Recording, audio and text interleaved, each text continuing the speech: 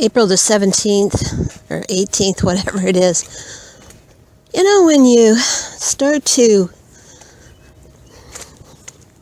look at your life after traumatic events that occurs later in life, and for some much earlier, you start to, at some point after you go through the initial stages, especially for being a victim of GS, as to what are you dealing with? What are you involved in?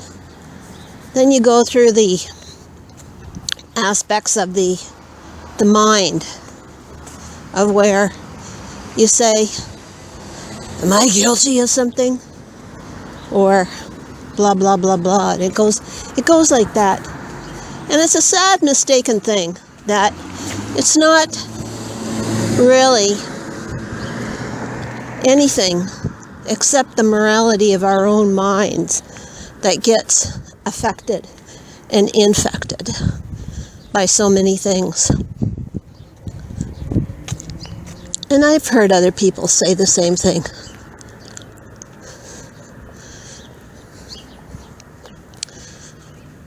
And that was what I felt initially when I didn't know what the heck was happening back in 2011. But it's interesting. Down the line, you start to look at your life honestly, if that's what you want to do. You look at it. Sometimes you can be hard on yourself. Sometimes you might need to forgive yourself. I'm talking about poor life choices, poor life experiences. Some of it was cultured from the time we were children and we didn't know anything else. So it goes on and on and on. And that is the bottom line to anything. That when you start to experience the reality of your own life, you start to see the deep-seated hurts, the pain, the lost feelings you had of not knowing who you were really in the scheme of things. You just went along. You worked at jobs that were suggested to you early in life as being, that's what you should be doing. And never having a sense of fulfillment, enjoyment, passion of what you really are. You see, I was born to be an artist. I was a pretty good sketch artist when I was a young kid, especially around by the time I got to 10, 11 years old. And nobody encouraged me. Oh, yeah, that's okay. And the drive went out of me every year. I would get that feeling of, wow, I did something. This is later in life. Oh, I didn't do too bad. I got the essence of it. But that uniqueness you had in the beginning is something that you have to keep on going after and encouraging that deep creativeness to start working again. And that's the thing of it. That's what life is really about. But it happens to a lot of people. Happens to a lot. And I really started to look at my life. And you know, when you're going through all those life experiences, you're hurting inside, but you don't know why you're hurting. You're screaming inside. You could be drinking here and there. You could want to commit suicide early on. You didn't think that these things would mark you at the end of your life as you got older, when you stopped. But there it was. It creeps up. Somebody took those life experiences and made you a part of a program, the game, the dehumanization of an individual, the bullying, harassment. But they're making money on you. Think of that. I heard it. I heard it a couple of times. I heard, and I'm not talking about my relatives, but I'm talking about the conversations I heard. Male relative says to Joanna M., but how am I not going to make any money?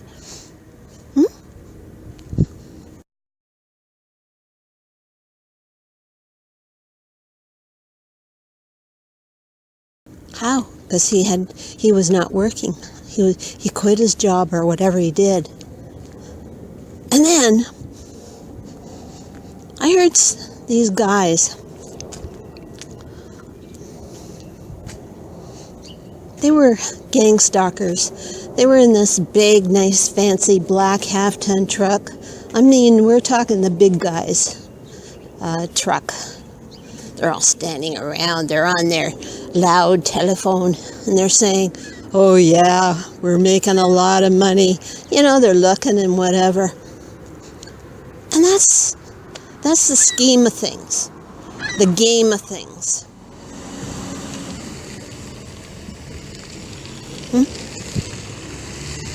That's why, at this point, I'm fighting. I'm not allowing these gang stalkers to get me down. If I get down, I just rest. These are introspective times. They are times that relegates itself to thinking constructively. This morning, I had put something for another social media thing, because, it's tiddly-piddly for YouTube, because it's just the same old. And I started to get a little bit antsy there, because I'll be honest with you, you have to be mentally prepared for every occasion that you encounter the GS.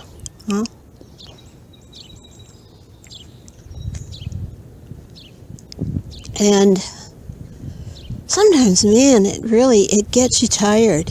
You want your answers now. But the only way to be prepared is to have an underlying understanding, an underlying developed non-reaction.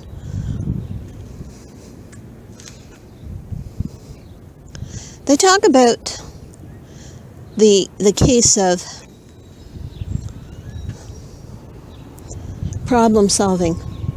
And in problem solving, if you are in a situation where, let's say you're really worried about something that someone's going to do or not do, whatever, they say, put down the situation that you think it is, and then write down all the possible case scenarios that could happen, and then see what the result is.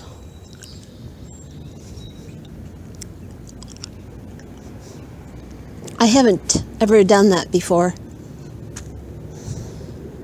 I think in my mind, okay, this. and I do something else. I can't talk about a certain thing because it would be a strategy that would be given away. But I've already thought it out over a span of 2 years of the counter to certain things.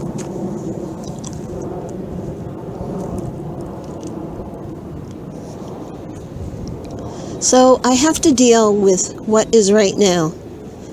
I know that I need my sleep, so I have to develop methods of countering that particular thing.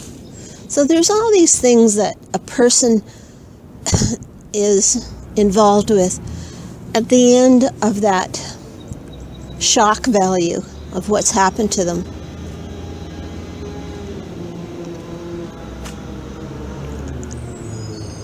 That's where I am right now. Talking honestly about, what I have to look at in my way of dealing with things. Anyways, to all TI, stay. Second recording. I'm just standing around because it's quite, it got a little bit warmer. It's sunnier. I always put myself into a state of where I just hold on to the moment that I can have some enjoyment, and I put that into my repertoire of pleasant events. It doesn't cover up everything in the end, but it helps in those dark moments just to get out and just to enjoy, the sunlight and whatever. When I embarked on that trip, which I mentioned in another video, I think it was April 9th or something like that, I found myself, really thinking about how by deliberate acts of liberation that I set myself on a journey even that I wouldn't think about. Gang stalking, isolation, etc. can make a person very reluctant to take major steps. And this major step I took was born out of pure necessity. I had no choice but to do that. And now I'm liberated to do it when I have the money to do so. I don't even want to go back to the city again. I find it, it's too intense there. Triple digits of population, heavy duty gang stalking. I mean, it's bad there. It is really, really bad. And renting an apartment, it is so atrocious with the rents and everything. But as the saying goes, I'm just living for today, but also being encouraged to really work on my personal self, but more about, becoming more responsible for my finances and whatever. So in my deliberate acts of liberation, whether out of necessity or whether out of, enjoyment, I'll do it once a month so that at least I can propagate a healthier atmosphere within myself to deal with things on the level that needs to be dealt with. You see, I went out 2 times this morning, one about 7:30, or just, no, it was about 6:45, and this is after later in the morning. The first one was my natural walking, but this was what I call necessary so that I could approach other things this morning.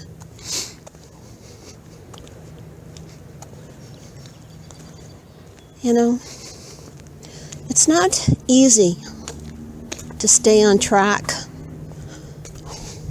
especially mind-wise and whatever, but I'm trying. I am trying. But there's so much to try. Anyways, I'll close this one as well.